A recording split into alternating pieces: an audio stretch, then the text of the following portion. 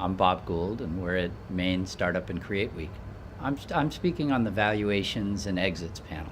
I think the purpose of the panel is for entrepreneurs who are either in the earlier stages or in the later stages of really creating a business to have a sense of what to expect through the valuation process, whether they are trying to raise money for their venture or later on when they're trying to ask the question, is now the right time to consider selling this business? And if so, how much am I going to get paid for my business? How's that process going to work?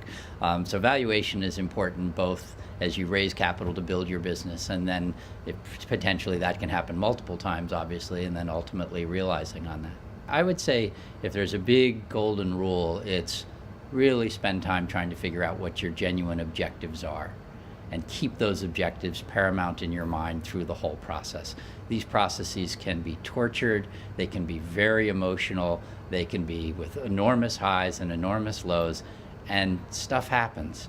The firm that is the logical best buyer for your company, the director of acquisitions may go on vacation. The board may be distracted. The company may have a fraud someplace else. What should happen doesn't necessarily happen. And so if you keep focused on what is your real objective from this, you can keep your emotions in check and remain sane through it.